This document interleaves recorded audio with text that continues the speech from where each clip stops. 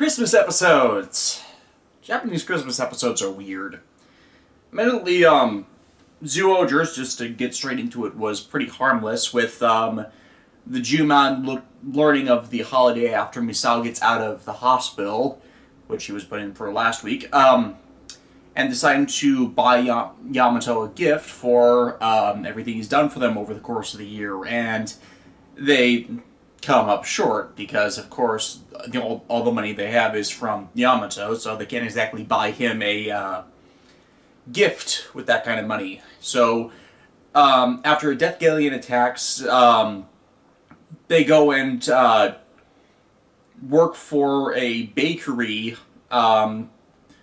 because their cakes, their desserts were not getting sold because of the Death Galleon painting over everything in the area, so its shop front didn't look like a shop front and no one was coming in to buy anything, and it's admittedly very silly, but it kind of ties together with that, with like a general chain of like stylistic choices. I mean, I bet you've all seen a Christmas episode of a lighthearted TV show where they do a bunch of odd favors for people in need of help over the holidays, and this is pretty much one of those for Sentai. So, of all things, it's pretty mundane.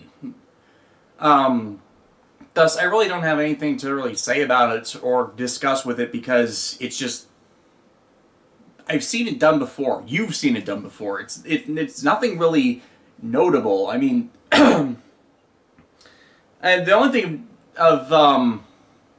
that's kind of humorous is when they actually get the money for the gift, they like slap their heads and they forgot the sales tax, which is immediately an interesting twist on this, where they did the job, they helped somebody in need, they undid the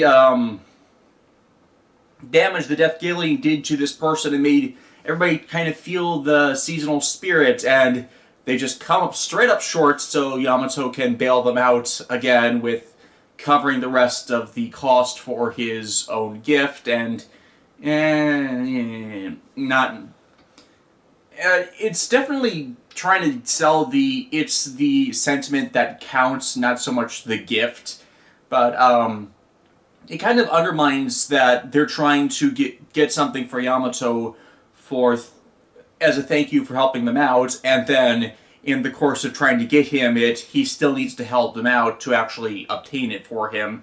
And for that matter, Mario, who was actually more of the intended recipient since he's let them all stay for them. I mean, I guess I kind of get my wires a bit crossed, because I think it felt like they were more doing it for Yamato and his kindness than Mario, who's letting them all live there. Note 2 of the episode is Mario gets caught up in the Death Galleon attack. Again, he's been in a few of them over the course of the series, and finally sees the Jyuohger team confronts the Death Galleon and sees them transform. He's shocked. He has his worldview threatened. He's going on a trip to Canada, so it's not like there's immediate chance for them to discuss this, which I admit is kind of a weird twist on it. Instead of, just being okay with it at the end of the episode, they're actually going to follow up on it next time, which I feel is a good thing. But it's weird that they don't immediately address it even in passing. Just having him shocked and not knowing what to think, and then just pushed off screen for the rest of the battle, which, from the pacing, I can understand them not going full in on him, I can understand them not doing a reaction scene to them doing all their normal antics like every time with him watching them, instead just getting on with the battle. I can see them getting to the point, since it's kind of just superfluous at that point to have kind of a have it intercutting, and I'm curious on how they're going to deal with it, is more or less the bottom line for that. Note 3 for the episode is when Azaldo intervenes for the battle himself, because he thinks since hey, since Kubal did all these machination schemes for defection, why can't he join in the brawls? And so he ties up Misao and Yamato for a while, which allows the four main Jyumen Jyuohger to have a very nice combo attack of their own. But the other key to this is that Cube Whale, when Yamato manifests it for the Giant Monster Brawl, has a very volatile, almost scared reaction to Azald, and Azald seems to recognize the being. As Azald recognizes Cube Whale himself. So that's obviously tying into last week, where Azald captured the four auxiliary cube animals that Bud had been collecting, and two, ties into likely Cube Whale's origins and what's his name? The original Zuo Whale. I'm forgetting the character's name because I am terrible with names, and he was only really relevant for a handful of episodes as backstory lore, so I'm not exactly punishing myself on forgetting that off the top of my head. But this is obviously from preview information we've gotten about the show already, that Azald was this super entity that the original Zuo Whale fought before in ancient times, and Zuo Whale's reaction implies that Ketas, that's what it was. Zuo Whale's reaction implies that something more happened with Ketas back in this ancient time that might have caused other calamities, or even the Zooman's isolation in and of itself. It would give a reason why the Zooland would be so targeted for attack initially by the first attack way back. So, I'm curious how they're leading into it, and I like that they're foreshadowing this. They're like building off of this reaction and that coming to ask us why that reaction would happen.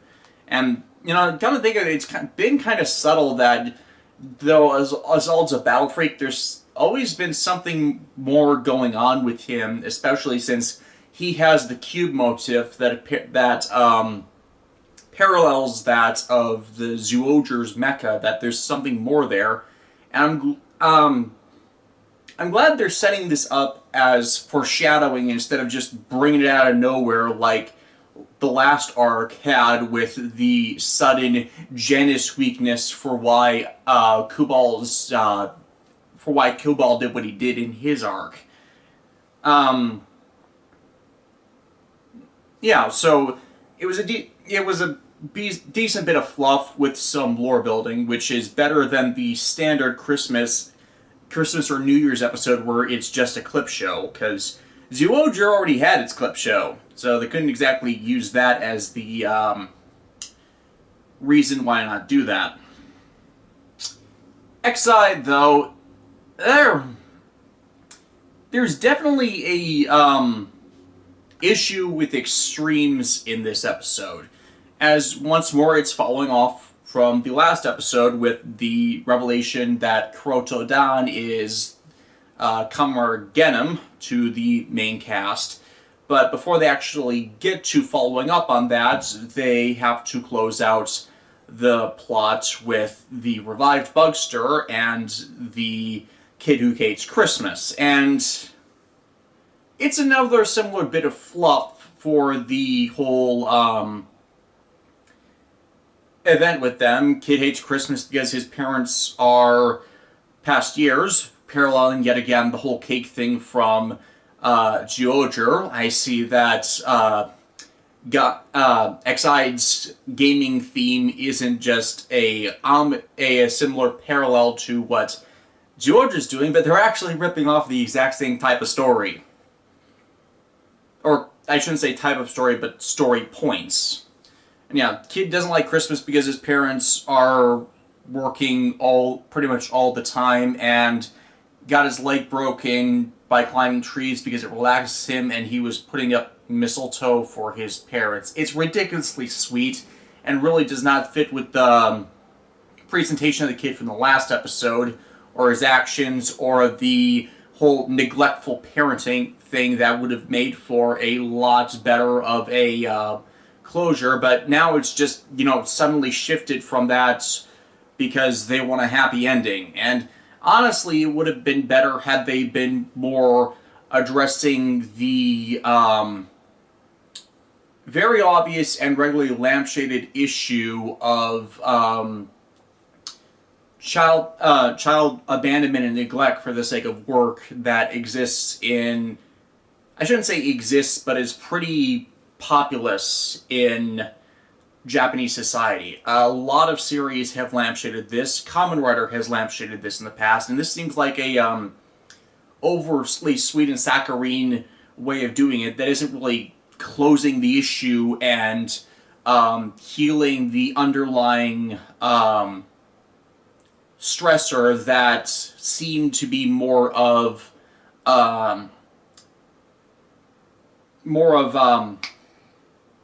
Emu's stick with them. It's more like he's treating the symptoms in this case and not really the underlying disease. And it kind of treats it in this way as, this is what your parents have to do, this is what your parents love to do. It's not gonna, just have to, they don't mean to be neglectful, you just have to button up and take it because they're, taking care of you, I guess. I don't really see it that way. Mainly because I was a kid that was alone a lot, and I had to do that. And there's a line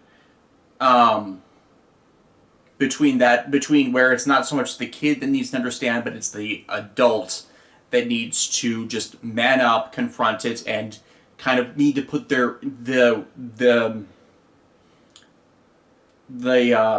child's worries to rest. And I don't think they really did that at all here. It's just fluff. I guess the only entertaining thing from it is Asuna's impromptu dance party where Exide, Brave, and her get power-up Christmas costumes with the two riders as Santa, and pretty much confirming for us that Asuna is actually a bugster manifested from one of the video games, but one that likes humanity and is more or less benign. My question now from that comes from, who did she kill to be manifest in reality like this? Or is she manifested from a bugged game, but can only manifest for short periods before going back into the game to recover herself? Because we don't exactly have a framework for how she's still around and living if she didn't take the life of someone else. So it's like she's now become the elephant in the room by answering this question for us. Bugsters can only take real life by taking the life of someone else. Who did she kill? Is it possibly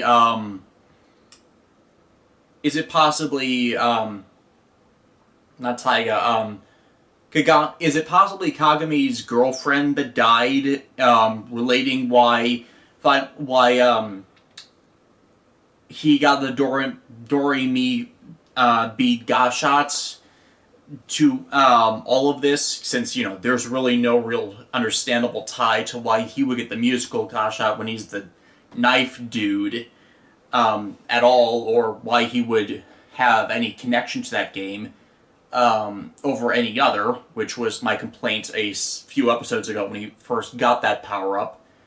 And it's just like, it's just treated for them as a thing they already knew, and kind of lampshaded. Yeah, we already knew she wasn't exactly human, and Emu knew, and Kagami obviously knew. So it's like, it's a detail for the audience that we needed confirmed, yes, but by the way in which they confirm it opens a whole nother can of worms that really needs to be brought back up. Possibly with more fleshing out of the whole thing with Kagami's girlfriend, which I still say that despite them telling us about it, they really need to flesh it out more to really get the whole character empathy connection going there. Like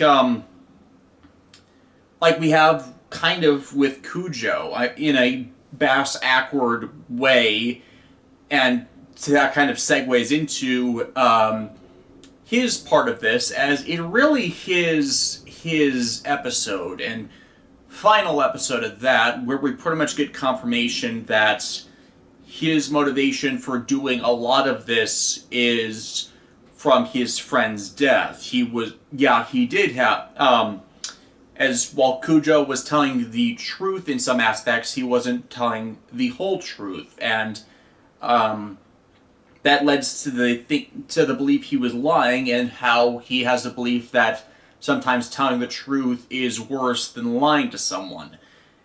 And in this case, his friend got in an accident and died because of his own panic from learning he was infected with the Bugster virus, and Kujo felt responsible, so he started to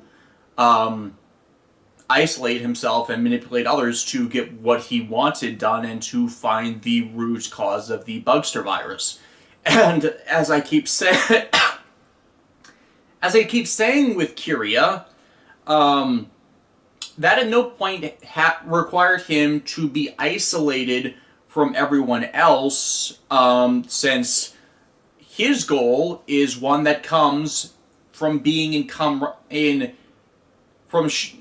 he shares a common goal with the others. It's just that what he wants out of that common goal is different from them. But by working with them, he can more effectively achieve that goal, especially since he's not a gamer, and he had the restrictions from his gacha leaving him as a motorcycle, so he couldn't exactly fight like the others. So I'm still irritated that he was at odds with all of the others, when it would have been better to have the mentorship, the partnership with Emu to kind of help him through the whole, help him from being an intern to his official residency, which is apparently coming up right now, where he's no longer going to be an intern past the New Year's point in the year and the storyline. So I'm like, what the hell? You kind of wasted a lot of opportunities to have this character interacting with people, especially since we're going to kill him off at the 12th episode in the series.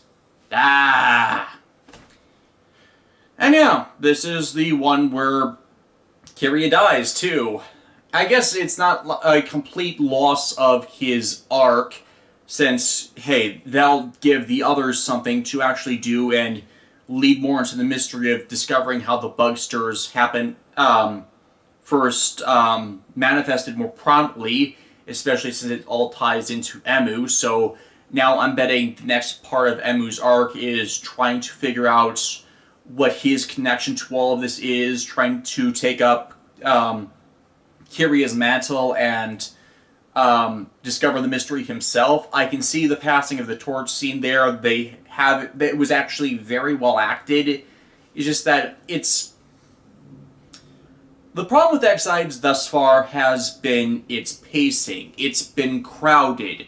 There are too many characters, too many things taking focus. The day-to-day plots have been felt like unnecessary diversions, despite them setting up the monster brawls, because then you have to balance the characters, then you have to balance the transformation trinket acquisitions. There's been too much stuff stuffed into too little space, and you can see that definitely in this episode where they had to pretty much director's cut it. They had to cut out both the opening and closing sequences to pretty much just allow an entire over-length episode to play, as cutting any scene would damage either the kid plot with the parents and the Christmas stuff, and the Kiriya plot with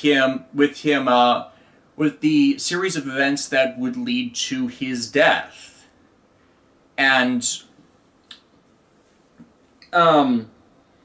we've had this problem since Ghost started. I've already complained over the course of several of these vlog videos about Ghost's own pacing issues, to the point the Legend of the Hero Elaine cinematics are just a series of scenes of Elaine's cut from the series that were actually necessary scenes for the guy's character to understand why he does what he does, and the series became terrible because those were essential scenes that were put on the cutting room floor. It's like, and then of course once you got to the series where they had no story and you thought they would have fleshed those things out, there's nothing there.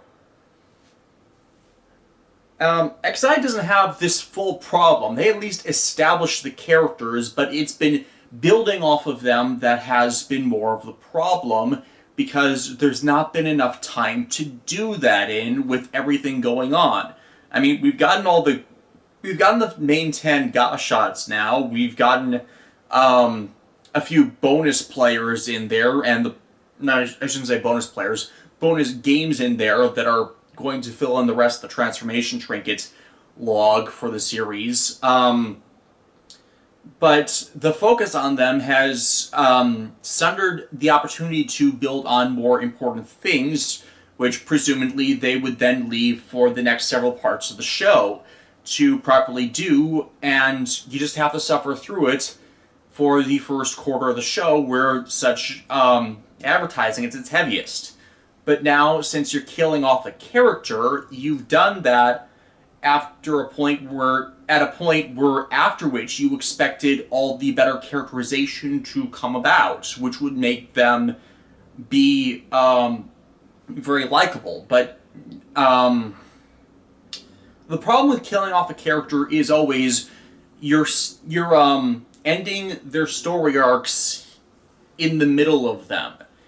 And Kiriya's, even for having an established arc, Kiriya seems unnecessarily weak, and I'm pointing directly at the show's pacing issues and inability to focus on the main characters as the root reason why it doesn't feel or have any significant impact. It's not like Kamen Rider Raya's in Ryuki. It's not like Yuka's death in Phase, which still pisses me off, even though it was actually a really well-written scene. It's mainly all the lead-up to it that pissed me off.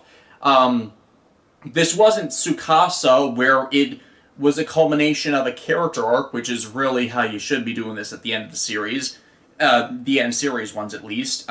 Same with Chase in Drive, because he was kind of the breakout character.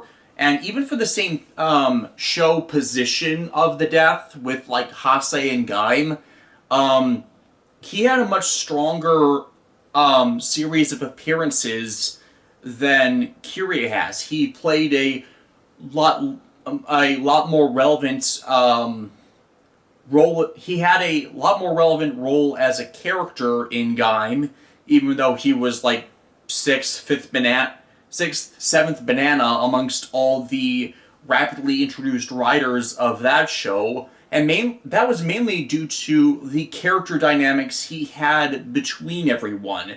The dynamics he showed with his presence before he became a writer, and his important role in the story of how Revelations came about because of him, aka the whole him turning into an invest thing that tipped people off to, yeah, you really shouldn't be eating those, and oh my god, Kota must have killed his friend Yuya by accident if it was the first signs of the whole Yuya thing that would later be followed up on, and thus made his death really relevant. And hey, that series was done by Gen Urobuchi. You know he traumatizes you with unexpected early deaths. This would have been a far stronger death had the show allowed them to spend more time with the character. that in his introductory episode not shown him off as a complete and utter dick.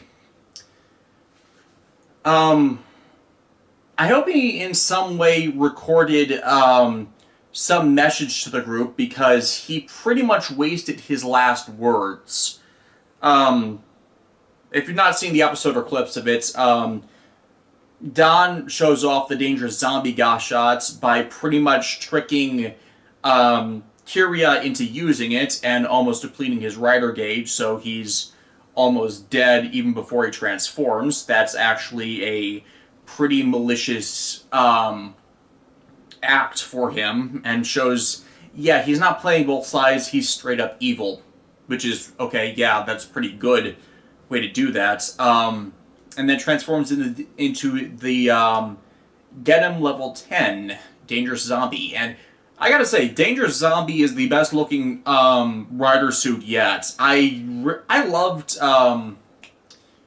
Laser level 3 and with the Giri Chambra suit, but this definitely blows it out of the water simply due to the synergy of it versus, the bike with samurai arms and scythes and stuff, which is kind of a clashing thing, but kind of comes together. Anyways, Dan fights Dirty to actually kill him, which is definitely an interesting way and to show this and lead back to how the new conflict will be forming with everyone.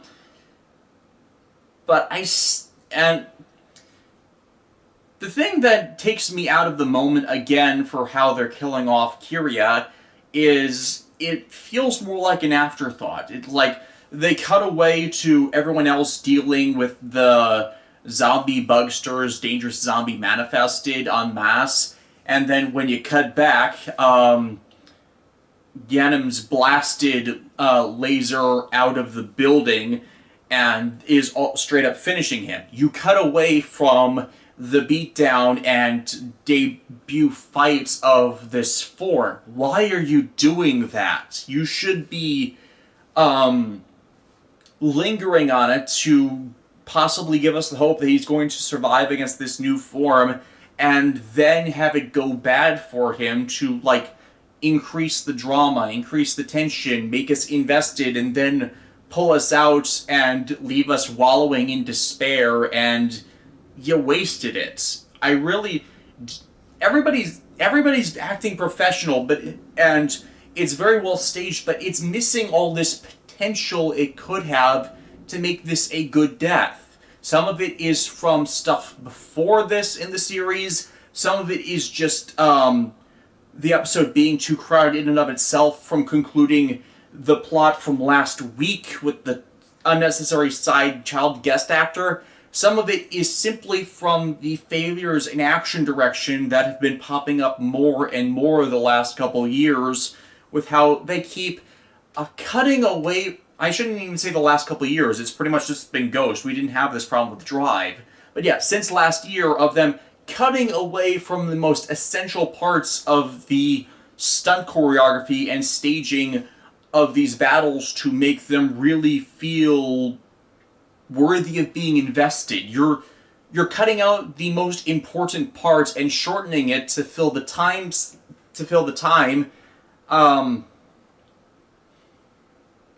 But you're not making the show as engaging to the audience by doing so. I mean, you still get the most important part of it, Genom's rider kick, which takes him out in kind of a Dark Shadow Sonic style, where he's, spinning end over end to, force of the blow to end him. Which, it works. It's sharp, it's dangerous, it's a zombie. Dangerous zombie. But to get to Kiriya actually dying, they pretty much waste his last words, and he had to know those were his last words. It's pretty much just encouragement for Emu to keep doing what he's been doing, and yeah, all you pretty much needed was the words, "I leave this to you to carry on my will," which he doesn't say. It's, Emu, you have the power to change are fate, and he doesn't give them, like, he says several sentences, several lines as he's dying slowly and defragmenting in a way that I admit I had tears in my eyes, but more not because of Kiriya's death itself, but it was giving me flashbacks of Shino and Alcade's death from .hack GU, which, okay, you're continuing the gaming references by showcasing two of the more traumatic deaths in gaming in the context of this is a player who's dying and their player body shattering into pieces, falling apart bit by bit, is symbolic of them effectively dying in real life. I mean, you can get them back out of the comatose state in those games, but it's still fully in sync with the true meaning of death. Or what's another series that does this with the whole body deresis? Leomon from the Digimon series. Several times. I don't think there's been a single Leomon main or supporting character that hasn't died in the Digimon series. I think I've discussed this somewhere else too. But yeah, the Digimon deaths in Digimon pretty much go the same way. If they're a significant character, they de-res slowly after saying something meaningful. So, of course, since this is Toei, it makes sense for them to kind of do the Digimon thing, less so the .hack thing. I think that's more my memories of what was making that incident sad, but I have the same root critique. They had the chance to say something meaningful, give them the key to discovering why Emu is so important to this entire thing for themselves if he said the right words. I mean, there's a short sequence of him going to see Masamune-dan, who is Kuroto-dan's father, and he begins to ask him some questions about Emu, and nothing comes of that. I presume they're going to come back to this as a story thread later, but he could have used his last words to tip him off to that. Go see Masamune-dan. He will tell you everything I could have told you. And he does nothing towards that. He wastes his last words as just encouragement for Emu to stay who he is. And, like, no. Usually the protagonist in a Kamen Rider series needs to grow and develop to become an actual hero. This was part of the problem with Ghost last year, where despite saying they were changing, there was no sign of change with them. So it's like you give I shouldn't say the absolute worst, but you give the wrong words of encouragement and don't lead into how they will discover this important truth to the whole Bugster case for themselves. Because he doesn't tell them or allude to what he found out that could help them. It's like, why were you even going to do this if you were so going to half-ass it? I'm not trying to diss the episode, it's all very well presented, it's just like, I have these critiques that could have made this all better, and obviously no one was taking full advantage of what was going down. Though I can tell you two people that were actually taking advantage of what was going down. And they were Toei and Bandai. See, right after Kiriya's death, let me see if I should have pulled up the Tokusatsu Network article about this. Essentially what happened is on, I think it was Toei's social media page, not exactly quite the exact social media page. Where was this? Well, I guess I can talk about the first one. They're making a commemorative Kamen Rider Laser t-shirt so people can mourn Kiryu Kujo's death. Where did you people think... Why did you people think this was a good idea? Seriously, why did you people think this was... Okay, the reason people do the Aeris's death merchandise from Final Fantasy VII is not so much they're commemorating the death itself, but, all the feelings tied to it. Again, with the gamer references in comparison to how they dealt with Kujo, Aeris was a main character. You got attached to her, and you built up feelings with her, you emoted with her, because you were allowed to spend time with her, which we don't get with Kiriya, because Kiriya was fifth banana of 5 writers in his story relevance, so you're not connecting as deeply to actually want to do that.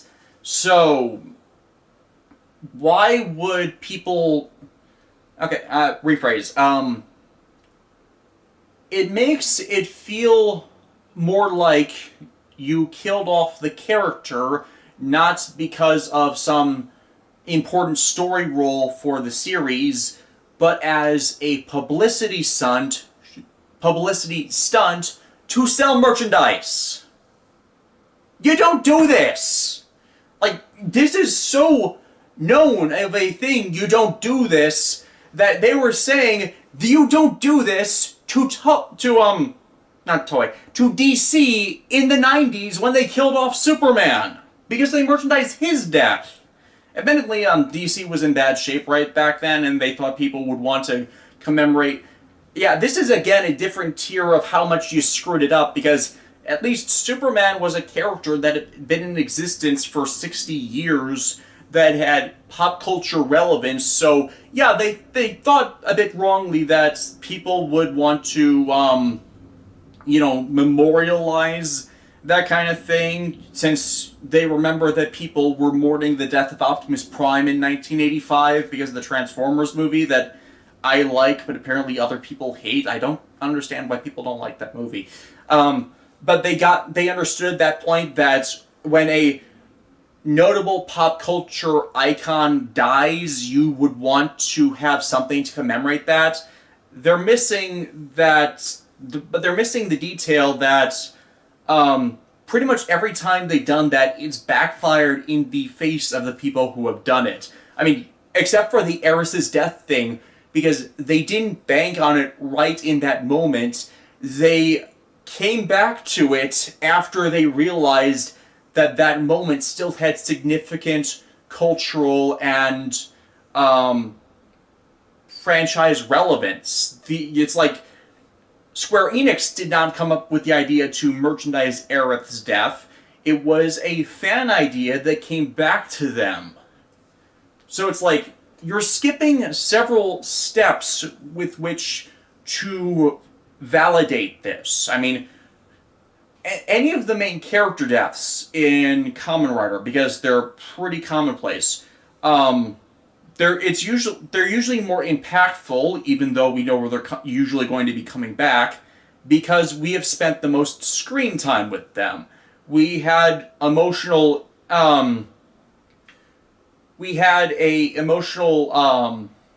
event from Godai's death in Kuga, because it was so unexpected for him to go down like that, of being poisoned to death, when we expected him to not be affected by it. And, that was like the absolute depression moment before they revealed that, no, he can come back from this. He's pretty much immortal at this point.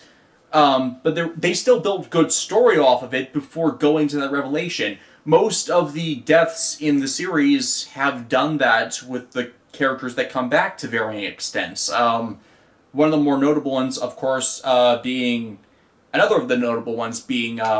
Philip's death, where they revealed he's already dead, but had lost his ability to be undead because of what his parents did to him. So, not parents, family did to him. So he was going to be fading off, and then the unexpected coming back was the last member of his family righting that mistake. That was meaningful, because we didn't know how he would actually come back, or would come back, after deciding to leave.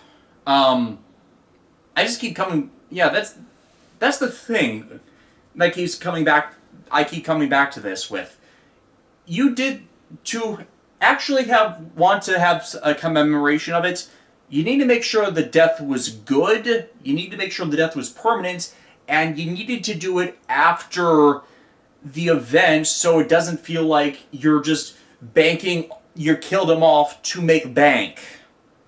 And the reason this context is further built is from a deleted tweet from Toei's Twitter with the phrase, I'm not saying the Japanese one, I'm just saying the translated one, "Why does Kiriya die so soon?" Now, this doesn't in and of itself, that doesn't seem